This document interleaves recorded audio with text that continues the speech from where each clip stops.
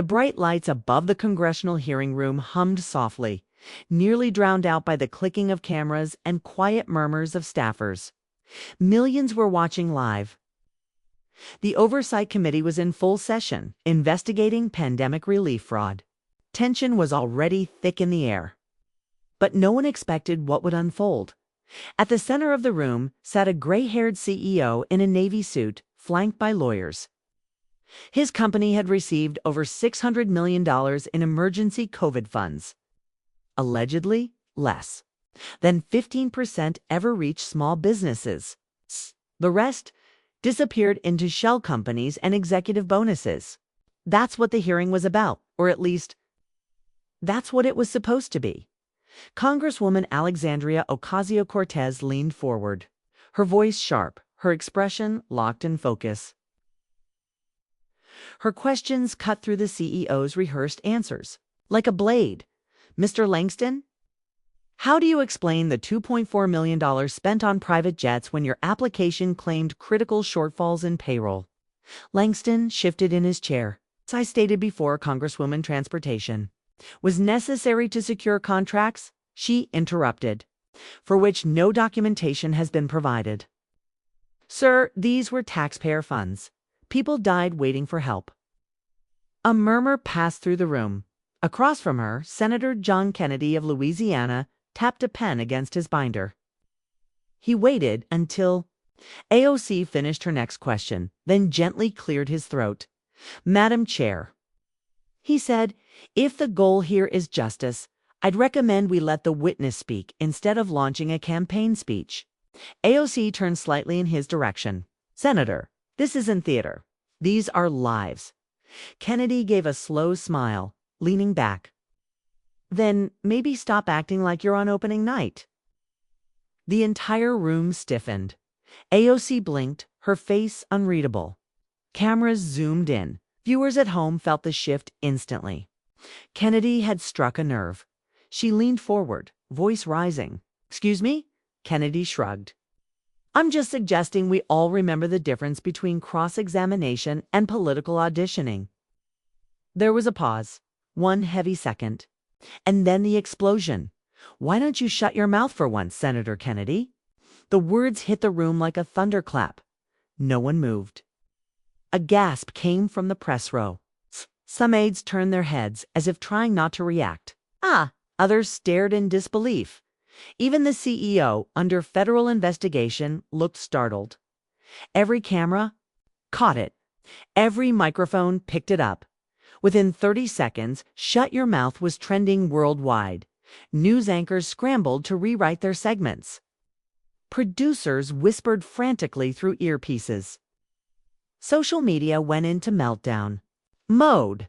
Some cheered the outburst, a young lawmaker standing her ground. Others condemned it, unbecoming of a public official. But in the room itself, something unexpected happened. Kennedy didn't flinch. He didn't react with sarcasm or anger. Instead, he leaned forward slowly, folded his hands, and looked down at the table for a few seconds, gathering his thoughts. The silence stretched. Everyone waited. When he looked up, his eyes met AOC's. His voice was calm, almost quiet. "Congresswoman," he said, "I've been in this building long enough to see tempers flare and egos rise. I've said things in here I wish I hadn't. But what I've never done, and what I won't start doing today, is answer cruelty with cruelty." The room held its breath. "You and I don't agree on a lot," he continued. "But you are here because your district believes in your fight, and I respect that. I came here to argue ideas, not to make enemies. So I'm going to do something unexpected. I'm going to listen." Even the cameras seemed to hesitate before moving again. The mood in the room changed. AOC's jaw tensed slightly. She looked away, her breathing steady, almost controlled. But her eyes betrayed surprise. Kennedy turned calmly back to the witness. "Mr. Langston," he said, "my question is simple. Who approved the transfer of those funds to your Cayman account on April 17, 2021? The CEO stuttered, flipping through papers. But no one in the room was focused on the answer. Not fully. All eyes were still shifting between the two lawmakers, who had just made headlines. The confrontation had exploded, but the silence that followed was louder. In newsrooms across the country, producers debated which clip to lead with AOC's fury or Kennedy's restraint. Online, Americans posted, argued, applauded, criticized. Some said Kennedy's words were rehearsed. Others called it the most mature moment on the Senate floor in years. And somewhere, in a quiet studio in New York, a foreign policy analyst rewatched Kennedy's response 3 times, scribbling notes. There was something in his tone, something from another era. The story was no longer just about fraud. It was about leadership. And it had only just begun. The fallout from the explosive moment inside the congressional hearings spread across the country like wildfire. Within hours, news channels were airing slow-motion replays of AOC's outburst alongside Senator Kennedy's calm and measured response. Talk shows invited body language experts. Twitter was on fire. Every word, every breath, every shift in posture was dissected. But back inside the Capitol, the hearing hadn't stopped. Despite the tension, the Oversight Committee pushed forward. AOC sat still, hands folded, face composed, but her mind was racing. She had never shouted like that in a public forum. Not like this. Not when the world was watching. Her advisors were already texting her from backstage. Some wanted her to double down. Others warned of reputational damage. Across the table, Senator Kennedy returned to his questions. His voice stayed steady. His rhythm never changed. But beneath the calm surface, even he could feel the tremors. Something had shifted in the room, not just between him and AOC, but in how the public might now view this entire investigation. The witness, CEO Harold Langston, continued to deflect questions, but it was clear something had rattled him too. Maybe it was the intensity of the lawmakers. Maybe it was the cameras. Or maybe it was something more dangerous, the possibility that the hearing was becoming bigger than his company's scandal. In a small office 2 floors above, a young journalist from a European news network was watching the live feed closely. Her name was Sophia Major, and she was no stranger to political theatrics. But Kennedy's words caught her attention for a different reason. "I came here to argue ideas, not to make enemies." Sophia whispered the line to herself, replaying the audio. Something about it reminded her of a statement made in a long-forgotten Cold War summit, a phrase used by a junior U.S. diplomat during secret negotiations in Berlin. 1985. She leaned closer to the screen, her curiosity now piqued. Was Kennedy quoting someone? Or was it just a coincidence? Meanwhile, down on the hearing floor, a new witness was sworn in, a former finance officer from Langston's company who had recently turned whistleblower. Her name was Elena Park. Her voice shook at first. "I was responsible for processing some of the federal relief invoices," she began. "What I found was alarming. Several transfers were routed through holding companies based in Luxembourg and the UAE. These weren't for payroll. These were for, well, personal enrichment." AOC leaned in. So did Kennedy. Elena continued, "I sent internal emails raising concerns, but I was told to stay quiet or lose my job. Eventually, someone from the executive team told me that this entire funding stream was politically protected. That's when I realized this wasn't just fraud. This was coordinated." The room froze again. Kennedy asked, "Did that executive mention which political figures were involved?" Elena hesitated. "No names?" But he said, "Don't worry.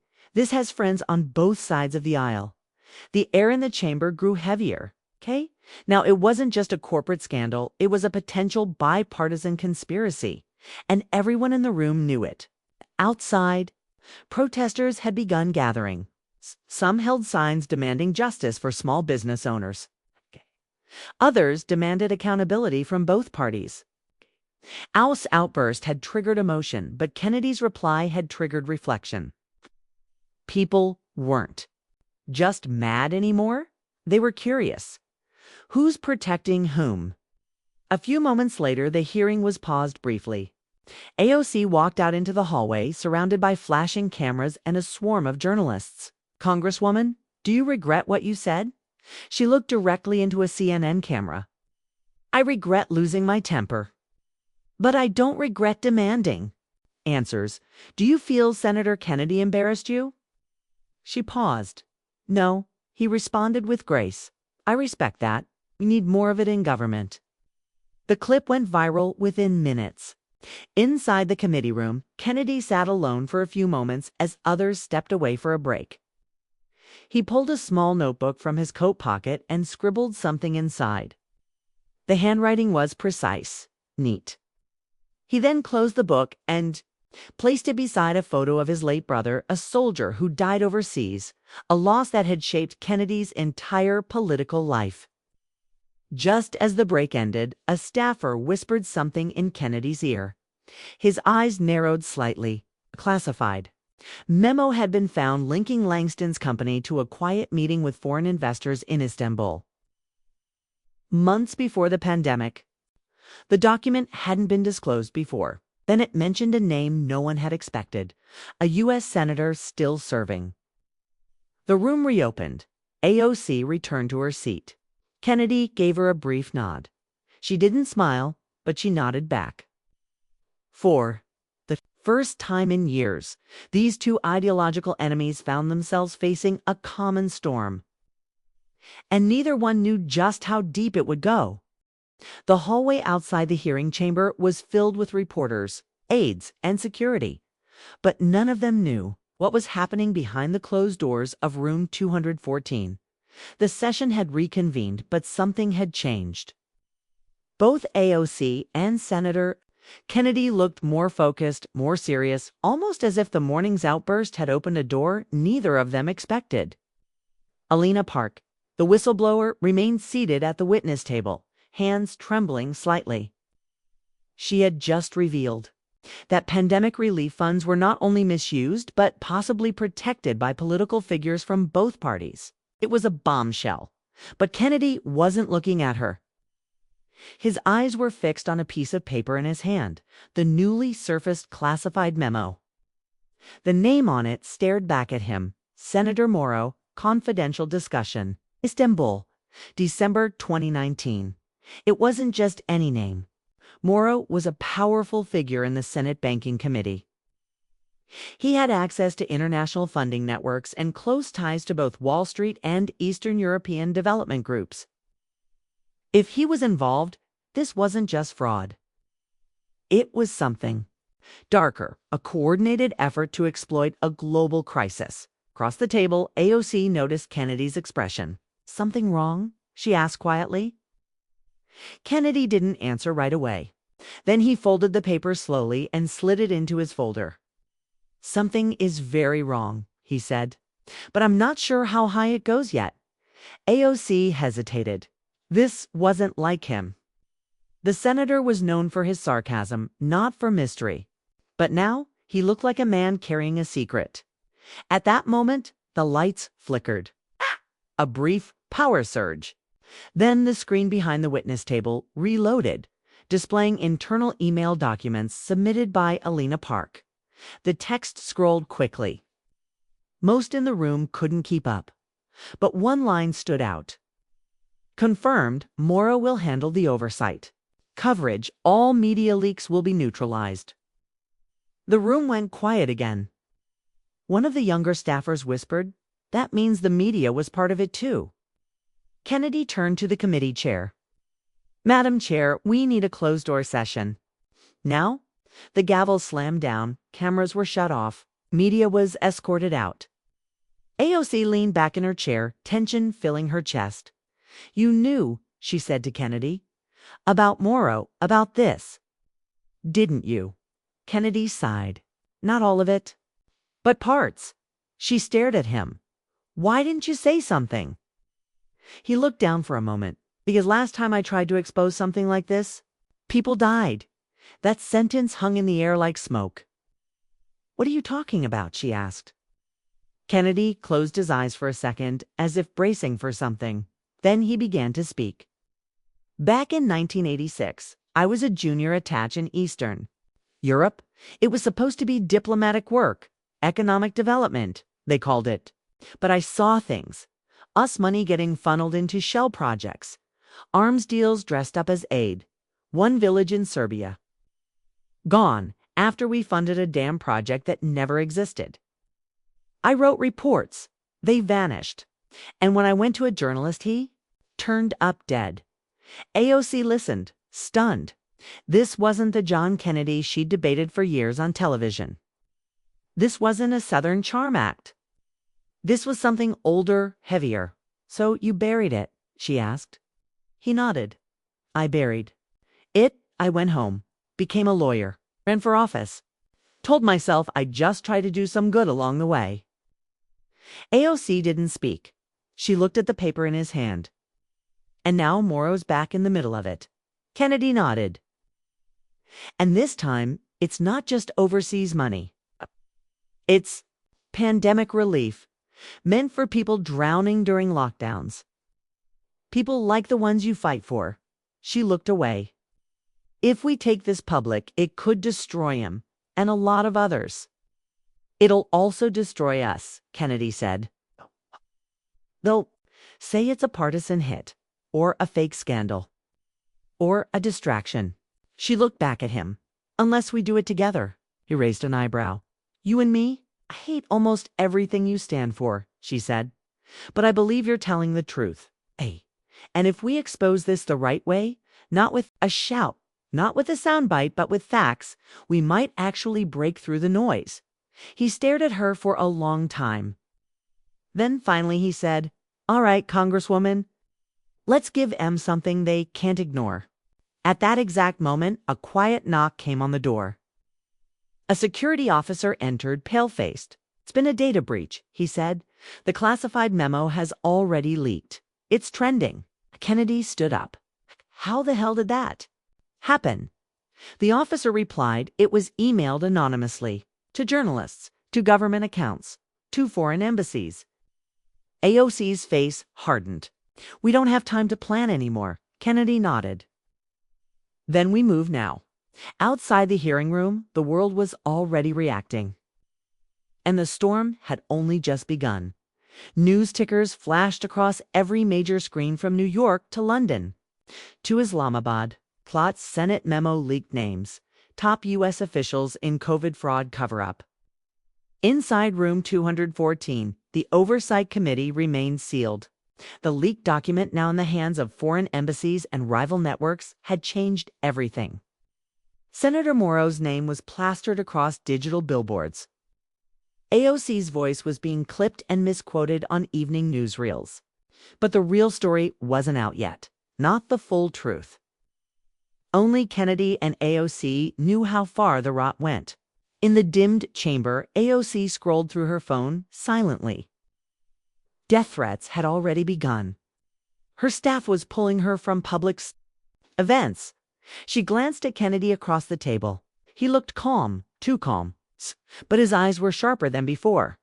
You ever been in something like this? She asked. He didn't smile. I've been in worse. But not with this many cameras watching. AOC leaned forward. We need to get ahead of this. They'll frame us as traitors, as liars, or worse, as distractions. Kennedy nodded. Then let's not give them the chance. They knew the rules of Washington. If you don't control the narrative, someone else will. At 7:30 p.m., both offices released a joint press statement, the first of its kind between two of Congress's most bitter ideological opponents. The American people deserve truth, not spin. A leak occurred. But what matters now is accountability. We are launching a bipartisan subcommittee to follow the trail of pandemic relief fraud wherever it leads. The country gasped again. Cable networks went wild. Pundits on Fox and MSNBC, normally never agreeing on anything, stared wide-eyed. One commentator whispered on air, "Did Kennedy and AOC just team up?" But behind the scenes, the real danger had just arrived. That same hour, an encrypted message was sent to both of their offices. No name, just a symbol, an eagle with its wings clipped. And a single sentence, "Stop this now, or the past becomes public." AOC's aide turned pale when he saw it. Kennedy didn't flinch. "Recognize it?" she asked him quietly. He nodded slowly. CIA used that mark in an abandoned asset program. It means someone still has connections to Cold War black files. Her heart sank. You think they're bluffing? Think they've already started. Later that night, AOC sat alone in her apartment in D.C., staring at an old photo of her father. She remembered what he used to tell her. Never start a fight you don't plan to finish. This wasn't just political anymore. This was something personal and ancient. She began combing through financial disclosures from Langston's company, trying to connect the dots. Then she found it. A side firm registered under a shell address in Odessa, Ukraine. One of its directors had a name she recognized, Joseph P. Kane, a former energy lobbyist, and Senator Morrow's brother-in-law. The web was tightening. Meanwhile, across town, Kennedy poured himself a glass of whiskey and opened the leather notebook he kept hidden in a locked drawer. Inside were names, people he had once worked with, men who had vanished after leaking information about operations in Eastern Europe. He wrote down 3 more names and underlined one, Morrow. He stared out the window. The city was glowing with ignorance, as always. A knock came at the door. Kennedy opened it to find a retired intelligence officer he hadn't seen in years. Martin Gates, once a friend, now a warning. "You're digging too deep, John," Martin said. "They'll burn you both." Kennedy stepped aside, then let them try. Inside, Gates handed him a flash drive. "This contains the real memo, the one that never made it into Senate records." Kennedy took it. What's in it? Names, payments, code names, even embassy involvement. Kennedy nodded slowly. "Thanks. You didn't get it from me," Gates said, then disappeared into the night. The next morning, AOC and Kennedy met in a private room inside the Library of Congress, away from the usual surveillance. She placed her findings on the table. He slid the flash drive beside them. The evidence was overwhelming. Foreign laundering, pandemic profiteering, bipartisan cover-ups, all tied together through a single point of access. Senator Moreau's personal foundation, which had quietly received millions in charity donations during the height of the pandemic. They stared at the files. "I never thought I'd be here," AOC said softly, "working with you." Kennedy gave a faint grin. "The enemy of my enemy." She cut him off. ... Is still my enemy, but today he's useful." Kennedy chuckled. Fair enough. They had one chance to control the next step. If they waited, the media would spin it. If they acted too soon, they'd look desperate. But if they revealed everything all at once in one televised hearing, it could bring the entire machine crashing down. AOC looked him in the eye. "Are you ready?" Kennedy took a breath. "I've been ready for 40 years. They both knew there was no turning back now. By midday, America was no longer debating whether there was corruption. Now the question was, how deep did it go? And who was next? News anchors had turned serious. Editorials dropped their usual spin. Even late-night comedy shows paused their jokes.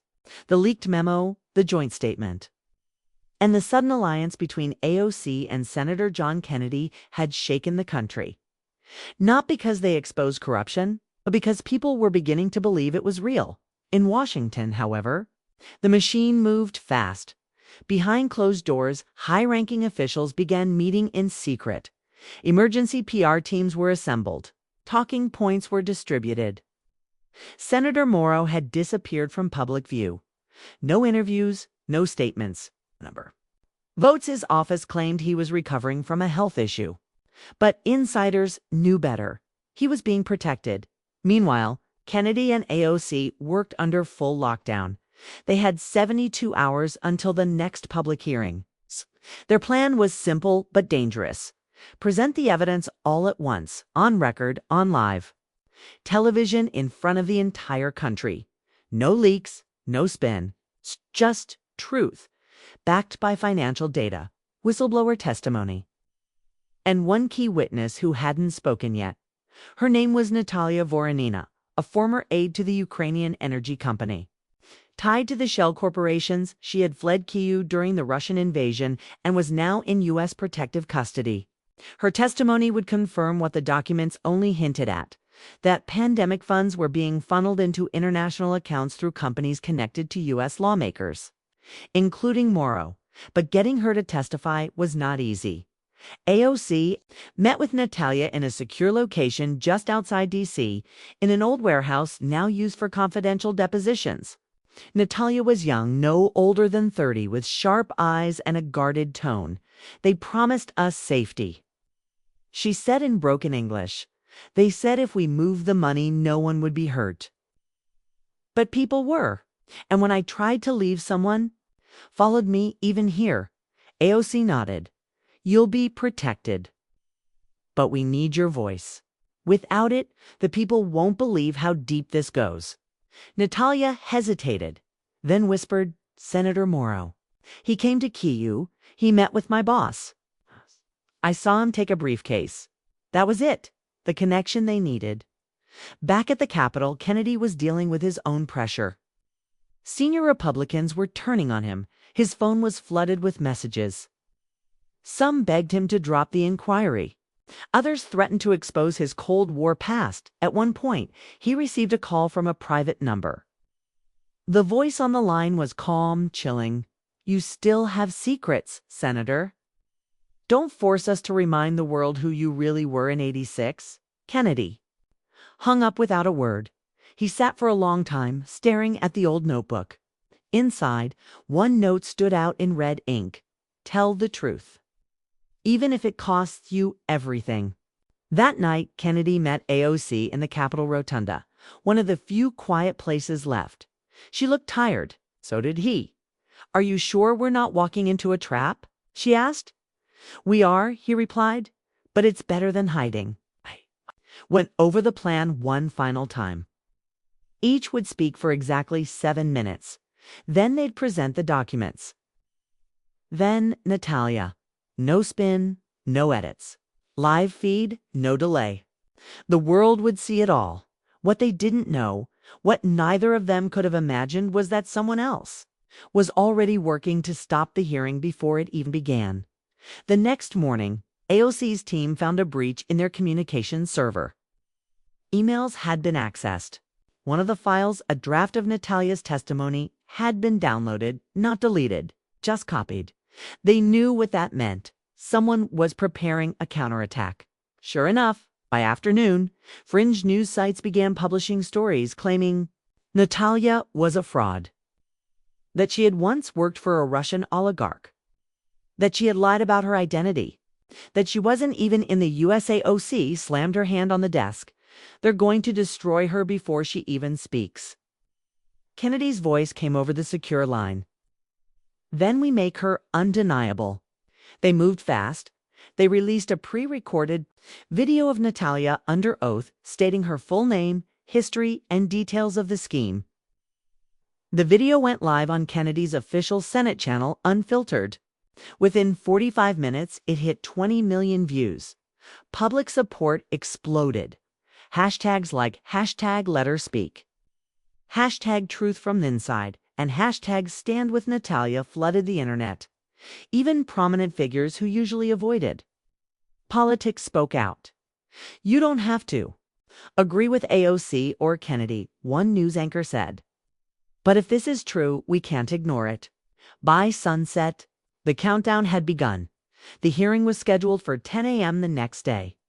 Kennedy, sitting alone in his Senate office, placed a small American flag pin on his lapel. It wasn't for show. It belonged to his brother, the one who never came back from the war.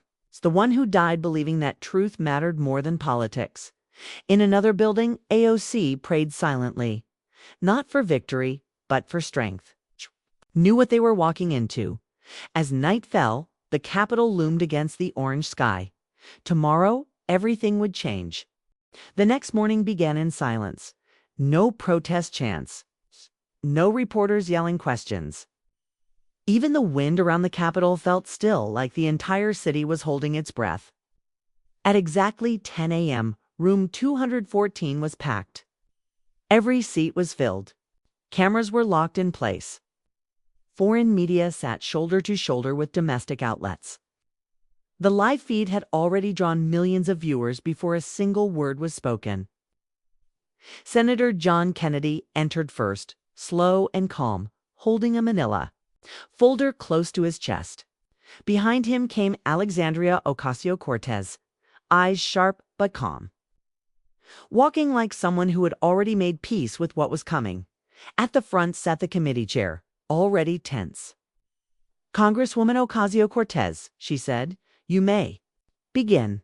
AOC stood. No notes, no speech, just her voice. "Today isn't about party," she began. "It isn't about ideology. It's about trust and what happens when that trust is broken, not by enemies, but by people in this very room." She paced slowly. "You've heard the headlines. You've seen the leaks. But today, we're not offering theories. We're presenting facts." She nodded to the tech assistant who displayed a screen behind her. Bank transactions, shell companies, email trails, all tied to pandemic relief money that never made it to struggling families or shuttered businesses. Then she stepped back. "Senator Kennedy," she said simply. Kennedy took her place. 30 years ago, I stood in a room like this and said nothing while good people got crushed by a system too proud to admit its own failures. I will not make that mistake again. He opened the manila folder. Pages of declassified files. His voice never rose, but the words hit like hammers. "One of our own, Senator Morrow, used his influence to redirect funds into companies managed by relatives and foreign proxies. And he did so with the help of others, in both parties." Gasps echoed in the room. Kennedy continued. "This evidence is not speculation. It is corroborated by a former corporate finance officer, by whistleblowers abroad, and by a woman brave enough to come here today despite every reason not to." The room shifted. 2 security agents opened a side door. Natalia Voronina stepped. Inside, silent, pale, but strong. She took her seat, placed one trembling hand on the microphone, and said, "My name is Natalia. I was present during multiple offshore transactions that used COVID relief money to fund private accounts in Cyprus, Zurich, and Istanbul. I know this because I moved the money myself." Reporters gasped. One dropped a pen. Natalia continued. "I didn't know, at first. They told me it was legal, that it was backed by Congress. But then I saw names. Morrow, a company owned by his brother-in-law. And I realized I was helping hide money meant for Americans in crisis." The silence was overwhelming. The committee chair leaned forward. "Are you willing to submit this under oath?" "I already have," Natalia said. "And I have more." She reached into her bag and placed a flash drive on the table. It held audio recordings, phone calls between executives, and one unmistakable voice giving approval: Senator Morrow. The room erupted. Photographers jumped to their feet. Senators whispered furiously. Journalists texted editors in all caps. One network anchor, broadcasting live, turned to camera and said, "This might be the most explosive testimony in recent congressional history." But just as the momentum peaked, it shattered. A security officer rushed to the committee chair and whispered something urgently. Her eyes widened. She grabbed the gavel. "This hearing is temporarily recessed." Kennedy stood instantly. "What's going on?" The officer looked directly at him. "There's been a breach." "Your office." "And hers," he said, nodding toward AOC. "What kind of breach?" AOC demanded. The officer hesitated. "Physical. Someone broke in. Not just files, personal hard drives were taken. Emails, journals." Kennedy looked at her. "They're trying to flip this. Make it about us. They want to discredit everything before the public can even react," AOC said. It was already too late. Cross-social media stories were already appearing from known disinformation sites. Leaked emails suggest AOC manipulated testimony. Kennedy's hidden Cold War past exposed. Was he ever loyal? The storm had begun. It's back inside room 214. The committee members fought over whether to continue. Some shouted for order. Others demanded time to verify the new claims. Natalia sat silently, gripping the table with white knuckles. AOC and Kennedy stepped aside. They've prepared this, AOC said. They had it ready, waiting as soon as we spoke out. Kennedy rubbed his temples. Playing a longer game? They don't need to stop the truth. Bury it under enough noise. AOC's phone buzzed. Her chief of staff sent one line. They're going after your family now. Her face hardened. This isn't just politics anymore, she said. This is war. Kennedy nodded slowly. Then we fight it like a war with discipline, with facts. Not fear. They returned to the table just as the gavel slammed again. The hearing will resume, the chair said, but be advised the integrity of this session is now under review. As the cameras turned back on, the world watched too unlikely. Allies standing not just against corruption, but against a machine built to outlast truth. The war for the narrative had begun, and neither of them planned to lose. The Capitol was no longer just a building. It had become a battlefield, not of bullets or banners, but of truth versus noise. Every screen, every platform, every news outlet was now flooded. The evidence AOC and Kennedy had presented was undeniable, but the counterattack was brutal, fast, and global. Kennedy's office had been stripped overnight, hard drives gone, old Cold War documents selectively leaked. Grainy photos from 1986 were now plastered across far-right blogs, questioning his loyalties, his past, even his sanity. AOC faced something worse. Fabricated emails began surfacing, claiming she coordinated with Natalia to frame Senator Morrow. AI-generated voice clips mimicked her speech patterns. Even her personal photos with family were twisted into conspiracy theories. But despite the chaos, the people were watching. The full hearing video hit 112 million views in less than 24 hours.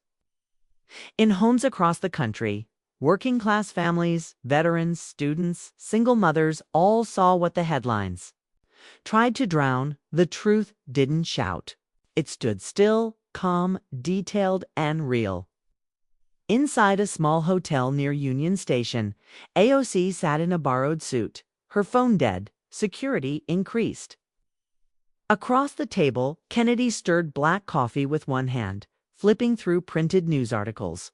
With the other, "They've weaponized our lives," AOC said.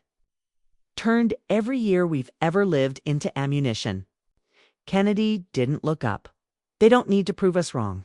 They just need to confuse people long enough to survive this." She leaned forward. "Then we can't let them breathe." Not once. Just then her staff rushed in with breaking news. Senator Morrow had resigned. No press conference. No video. Just a 2-sentence letter emailed to Senate leadership at 3:12 a.m. Kennedy raised an eyebrow. "That's not a resignation. It's a signal." AOC nodded. "He's retreating. To protect the others, they'll throw one body to save 100. Moments later, a trusted contact from the Justice Department sent them a sealed memo. It was unofficial, but clear. Federal indictments were being prepared, but only if more names were confirmed. The political machine was trying to contain. The blast radius are going to stall, Kennedy said, voice low. They'll drag this through committees, throw up procedural fog, and wait for the public to forget. AOC stood. Then we go public again, but this time not. From Congress, they made their decision at 8 p.m. Kennedy and AOC stepped onto the set of a live primetime interview broadcast across 4 major networks simultaneously, a bipartisan emergency message. There were no commercial breaks, no scripts, no teleprompters. They spoke directly to the people. Kennedy went first. I've served this country for decades. But I've never sold my soul for a contract, and I damn sure never looked away while others stole from Americans in crisis. AOC followed. This is not about parties. This is about a system that believed you'd never pay attention, that you'd be too tired, too divided, too distracted. But you are watching, and we need you to keep watching. She laid out the remaining documents live on air. Kennedy presented the international transaction paths. Natalia joined them briefly. Via video call, from a secure location, she answered questions with clarity, courage, and tears. At the end, Kennedy looked straight into the camera. If we disappear tomorrow, remember this moment. And AOC added, don't wait for someone else. You are the firewall. By midnight, the pressure was undeniable. The Senate was forced into an emergency closed session. The FBI launched a formal inquiry into pandemic fund mismanagement across both parties. 3 more names leaked within 48 hours. 2 senators, 1 media executive. All had ties to the financial funneling network first exposed by Alina Park and Natalia. But there was a cost. Natalia was moved to an undisclosed location under full protection. Her family was already in hiding. Alina Park resigned from public service and went silent. Kennedy lost multiple committee positions. AOC's family was doxxed, requiring around-the-clock security. But the country was awake. More whistleblowers came forward. A second hearing was scheduled with new members appointed by both sides. Sworn to transparency. It wasn't perfect. It wasn't clean. But it was change.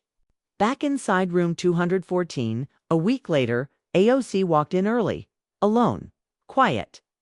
Kennedy arrived a few minutes later. No words, just a nod, to soldiers who'd fought different wars, now bound by one they never chose. He looked at her. Do you think? We actually started something. She gave a tired smile. Oh, but we stopped something. That's more than most ever get. Outside, the morning sun touched the marble steps of the Capitol.